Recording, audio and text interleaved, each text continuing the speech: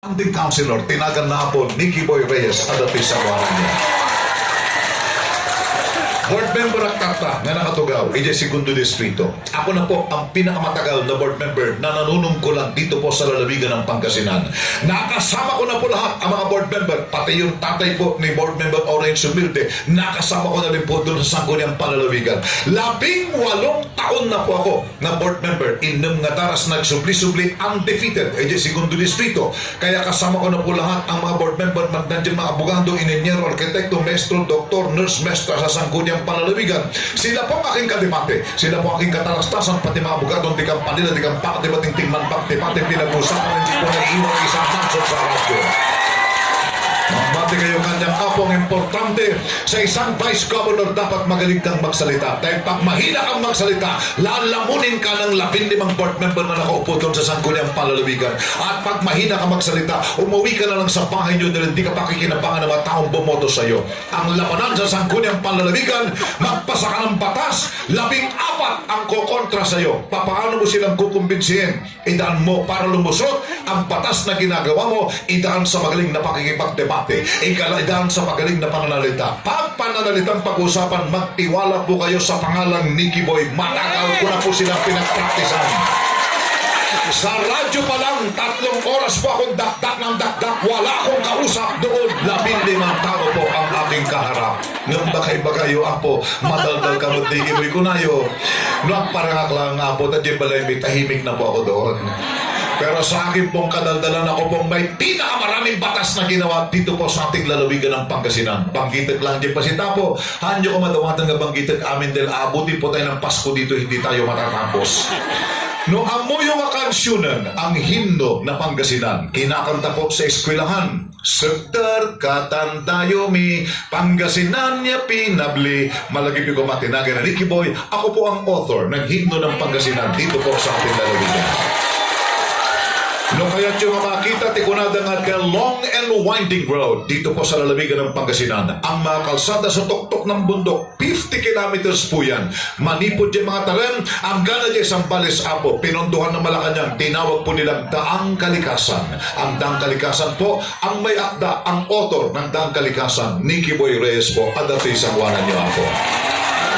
Unang pumutok ang COVID sa Wuhan, China. Hindi pa po nakakapasok sa lalawigan ng Pangasinan. Sabi ko, kung ito'y pandemya, tatamaan lahat ng probinsya. Sabi ko, kaya dapat maganda ang lalawigan ng Pangasinan. Dapat, number 1 tayo. Number 1 magtayo ng molecular testing center para hindi na dinadala ng Baguio, Manila. Dito pa lang alam natin kung negative o positive. Sabi ko, kung nagka-COVID man ang inyong mga kamag-anak, nakinabang na po sila sa molecular testing center ng Pangasinan. Ang may utak at may akda, Nicky Boy Reyes po ako, na nandito po sa inyong harapan. Pati ang pagbili ng bakuna, sabi po ang virus ang panlaban lang bakuna. Wala pa pong bansa na gumagawa ng bakuna, pero inihanda ko na po ang lalawigan ng Pangasinan para mabukunahan lahat po ang mga Pangasinense. Isungat pa bakuna kayo kumain na po ang kay Mamadi Wagbagada nga amin nga mabakunahan ko na dapat maging zombies, sabi po nila. Pag naging zombies so kami, hahabulin naman namin kayo, kakagatin po namin kayo. Pare-parehas lang po tayo, hindi hura. Kung kayo po'y may mga kamag-anak na barangay tanod, BHW, PNS, BSPO at Take Care. Nakita po ng gobernador ang inyong sakripisyo sa panahon ng pandemya. Mainit ang araw, hindi po sila tumitigil. Malalim ng gabi, nag-iikot pa rin. Sabi niya, Kuya, garamid ka man tilintag na makiterte. Uray pasit lang kat nakaisang na suporta mag-ipot ni provincial government kunana. Ginawa po ang batas number 852. Katwag dati board member yung board member Orange Humilde ko na kanya na suportahan makman ko na tatlong maipasa tayo dato yung batas ko na ginawa po namin ito ang batas number 852. Sa tuwing Disyembre, kahit matapos man kami sa aming karerang politika, maaalala po nilang pangalang Pogi Espino, Orange Humilde at ang main author Nicky Boy Reyes ng 852. May tatanggapin po sila every Disyembre ng mga binanggit kong posisyon, mga opisyalis po ng barangay. Katulad din po ng pagbibigay ng ayuda. Nakita ng gobernador, sabi po niya, nahihirapan na labigan ng Pangasinan. Kuya, agaramid ka man pilimtag ka mangiterte. Amin nga ayuda at itatpid ng probinsya ating Pangasinan kunana. Ang mong gayahin ang ibang probinsya. Sa ibang probinsya, kung sino may COVID, siya lang may ayuda. Kung sino naka-lockdown, sila lang may ayuda. Sa Pangasinan, sabi niya, walang mahirap, walang mayaman, walang kalaban, walang kasama. Walang hindi pwede yung hindi bumoto sa akin o bumoto man. Bibigyan lahat, sabi po ng gobernador po natin. Kaya pantay-pantay, sabi niya, lahat mabibigyan dito po sa lalawigan ng Pangasinan. Isungatin na ramid ko na lintag apo, kadwak ni Board Member Orange, lahat ng bahay bibigyan, magmula bahay kubo hanggang bahay na sementado, walang maiiwan, pati bahay ng kalapate pag may nakatirang tao, bibigyan po ng Espino. Bakit ganito magmahal ang provincial government? Bakit may kasunod pa na mga project? Sa inyong mga BHW, pag magpupakuho kayo ng blood pressure, magpapaweigh ka ng mga bata, nandun po ang mga medical kit na binigay ng probinsya. Bakit po malaki ang tulong na binibigay ng provincial government? Dahil po ako, Tigalingayin po ako, mahal ko ang isang taga-Alaminos. Si Governor Pogi Espino, taga Bautista, Pangasinan, pero mahal din po niya ang isang tunay na Alamenian. Kayo ho ang tanong ko. Taga-Alaminos ho kayo, mahal niyo rin ba si Earl Aquino, na kababayan po ninyo? Taga-Alaminos po siya. Kung mahal po ninyo si Earl Aquino, tulungan na kami kumahapo, gawin po natin siyang mayor, ang inyo pong kababayan at nagmamahal ng totoo sa bayang Alaminos, Earl Jing Aquino, ang ating pong mayor. Palakpakan tayo kumahapo ang ating pong Governor Pogi Espino. Ngayon ni Earl Aquino po, tingnayor nyo, sapay ko isunod po kagad ninyo ang inyong Vice Mayor, Ban Rato. Isa pong CPA at isang abogado. Sa kwalifikasyon pa lang, overqualified na po siya.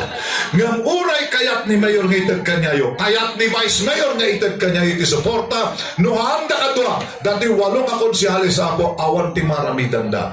Uri ni Presidente Duterte, kayat ni Duterte agaramit tirang tayapo, kailangan niyang aproban ng Kongreso at Senado. Gusto man ni Governor Pog ibigay sa inyo, kailangan aprobahan ng sangguniang panlalawigan. Gustong ibigay ng Mayor at Vice Mayor sa inyo, pipirmahan po ng mga konsehal. Kaya makipagtulungan po tayo, gawin po natin ang 8 diretso. Botosan po natin ang 8 konsehal ng Team Aquino Rado dito po sa bayan, siyudad ng Alaminos. Ang ating pong congressman, announcer ako sa radyo, congressman ninyo dito sa 1st District noon. Konsehal ako sa Lingayen, gobernador natin sa Pilipinas. Board member po ako nakaupo, siya ang Executive Secretary ng Pilipinas. Siyang nagpapatakbo ng bansang Pilipinas pag wala ang presidente. Gusto po ninyo na marinig sa radyo ang tinig ng congressman ninyo? Gusto nyong mapanood sa TV ang congressman na nakikipagdebate, nakikipagpakpakan sa Kongreso? Makikilala po ang lungsod ng Alaminos at buong 1st District pag binalik po natin ang outstanding congressman of the Philippines. Tinagan na po Oscar Orbos ang ating pong congressman. Ang ating pong gobernador, ang gobernador dapat nandun sa Kapitolyo. Pero bakit nandito po siya? Kailangan po siyang pumirma doon. Kailangan maraming trabaho, marami pong asikasuhin, pero nandito po bumaba sa barangay. Dahil alam po niya ang damdamin ng mga tiga-barangay. Malapit po si Governor Pogi sa mga barangay. Baka hindi po ninyo alam, ang ating pong gobernador, dating barangay kapitan ito. Siya lang po ang gobernador na naging barangay kapitan. Kapitan si Governor Pogi ng Poblacion East sa Bautista. Naging municipal councilor si Governor Pogi. 3 beses siya na naging mayor. Minsan na naging board member at ABC president ng lahat ng mga kapitan sa probinsya. Kung tanong ngayon, si Governor Pogi nagmula sa baba, naghagdan-hagdan hanggang abuti ng pinakamataas na posisyon. Ibig sabihin, pinag-aralan na po niya at eksperto sa lahat ng bagay ng pamumulitika. Ang Pangasinan, ang populasyon po natin, 3,160,000 po tayo. Iisa lang ang manibela ng probinsya, ang hahawak gobernador. Kanino po ninyo ipagkakatiwala ang iisang manibela para hindi po tayo bumangga sa silong ng akasya? Sa bagong politiko o ekspertong veterano, no siya sa lutsudan nyo po, ipagkakatiwala ko. Pagkagraduate natin babalik, Amado Pogi Espino III, ang ating pong gobernador. Hanyamot kamalip-lipat ang apo dyan amang na. Yun po ang tatay niya. Hindi yung nakatayong nakasalamin doon. Yun nandun sa dulo. Ay dyan kanigita po. Yan. Yun po ang original na Pogi ng Pangasinan. Di ba? Nung i-governor ko Pogi, ni amang na original na Pogi. Apay nakaisang kayo, mahal. Nakakita na ba kayo ng patola na lamungan ng mangga? Hapay! buhay kung ano yung puno yun ang bunga. Pogi yung gobernador, galing lang sama. Hindi ba? Yun ang original na pogi. Yung po nagayos ng lalawigan ng Pangasinan. Dahil bago po siya umupo, 81 ang probinsya sa Pilipinas. Ang ranking natin, number 64 po tayo. Napabayaan ng Pangasinan. Apay ko nayo, mapan ka di Kapitolyo, narugit di Kapitolyo, mapan ka di Opisina de Board Member, agi ang balon ng pasasan, makabagot na bagulong punada. Magdala ng pasyente sa ospital, hospatay ang tawag nila dahil mas maraming namamatay kaya sa nabubuhay. Maraming 15-30 na empleyado at sira-sira ang lahat ng mga facility ng probinsya. Dumating po siya, inayos niyang lahat. At bago siya bumaba, yung number 64 na ranking natin, number 4 na po tayo ngayon sa buong Pilipinas. Ito po ang ginawa ni Governor Rama. Number 1 po ang Bulacan, number 2 ang Rizal, number 3 ang Cavite, number 4 po ang Pangasinan. Maganda ang kanyang ginawa. Kaya lang, sa totoong buhay man o sa pelikula, meron talagang mga taong kontrabida. Yung mga kalaban baga. Meron po mga sangasangaan sungay, maitim ang budhi at naiinggit palagi. Inambos po yung matanda. Nabalitaan po ba niyo yun? Niratrak po yung kanyang sasakyan, mahigit na 500 na pasyon ng bala ng Armalite ang napulot ng mga pulis. 86 ang tumagos sa kanyang sasakyan. Patay ang kanyang dalawang security na pulis. Ang matanda, 3 ang tama. Isa sa kamay, isa sa tagiliran, isa sa leeg. Ang nakalimutan nila, kakambal pala niya si Cardo Dalisay, ang probinsyano. Hindi na nanapuruhan. Tumayo siya ngayon, tinayo rin niya pati partido ng Abante Pangasinan Ilocano. Magandang ginawa ni Governor Ama. Kaya lang, gusto pa rin siyang patayin. Pwede ba natin siyang tulungan? Kampihan natin ng konti, panalunin natin yung partidong tinayo niya. Total, mga Pangasinense tayo, Ilocano kayo. Abante Pangasinan Ilocano. Ito pong partido natin, ang api ng lalawigan po ng Pangasinan. Nabanggit ko na po ang lahat ng pangalan ng mga politiko. Halos mabanggit ko pati pangalan ni Poncio Pilato ng nalipatak dinagan ko apo. Ang importante, hanyo malipatan tinagan nga Nicky Boy apo. Mabali na po! Nicky Boy, Vice Governor! Pwede po ba? Salamat po. Ako na din Panginoon Nicky Boy kunada na laing langag sa udata kunada. Magaling lang yan magsalita. Sabi nila, ang katapat lang yan, pera! Sabi nila, kayo umikot ang mata ko baka makatsamba na mukhang pera dito. Ngayon na yung tandaan niya yung apo, alain niyo. Lumalabang mata ng tumatanggi sa pera. Tandaan po niyo yan. Hindi naman nila pinagpawisan. Hindi naman nila pinaghirapan. Hindi niyo naman hiningi. Intandaan niya yun. Eh di thank you. Di ba? Thank you. Ngayon mabalin ko na yun, itriple ko na yun. Apay nga, ikunada. Ang kalaban nyo, 18 taon na board member, 30 anyos na politiko, announcer pati radyo na paradiso na tingiwat na kaslamat 14 na masinggang matalakata. Nicky Boy, tinagan ako na yan po. Iti-triple po nila. Pag-triple! Kunin po ninyo, ibulsa ninyo, tumalikod na po kayo, pero ako iboto nyo, ha? Tali pagkadaan po nalingak lang kanong agsaw. Magaling po ako sa lahat ng trabaho ng board member at vice governor sa Sangguniang Panlalawigan. Hindi pa ako vice governor pero ako na po ang majority floor leader. Kapag wala po ang vice governor, ako po ang nakasigunda sa kanya.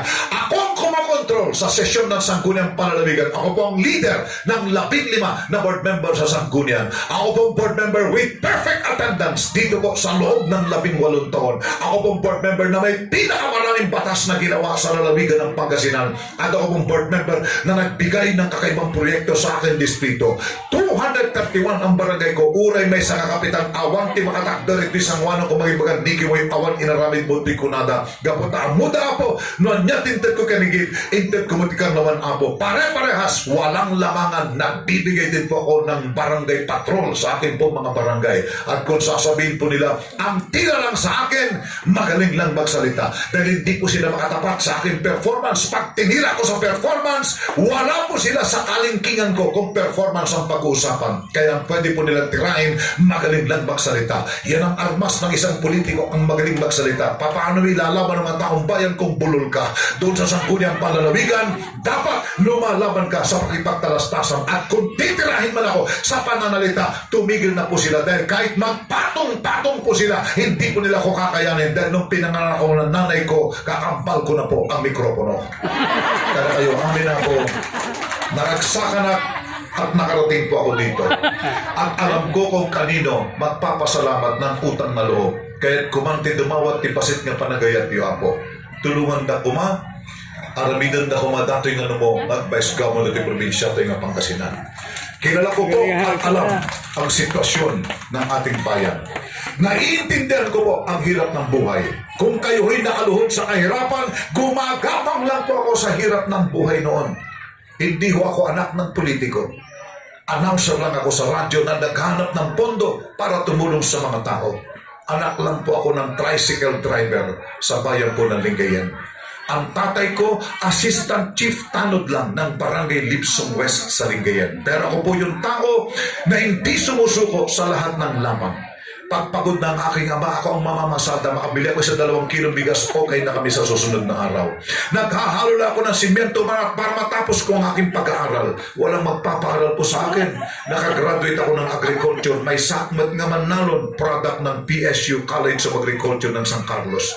Teacher din po ako na nagturo dahil graduate ako ng education. Graduate din po ako ng Masters in Public Administration at graduating ako ng abogasiya. Hinila lang ako sa DCRH sa Manila. Noon sa hirap ng buhay, binata na ako, nagbibenta pa ako ng hapagdisal, ice candy at bibingkang kahoy. Dahil akong panghanay, kailangan kong buhay ng aking mga kapatid. Pero never kong inisip na ang hirap ng buhay ang pipigil sa ambisyon ng isang tao dahil libre ang mangarap at walang imposible. Kailangan mo lang magsipag, tisin mo at ikay lumaban. Determinasyon, dedikasyon, dagdagan mo ng dasal. Dahil ang sabi ng mga matatanda, ang gininto ang aral, ubusin mo ang iyong galing. Gawin mo lahat ang marapat, bahala ng magtapos ang nasa itaas.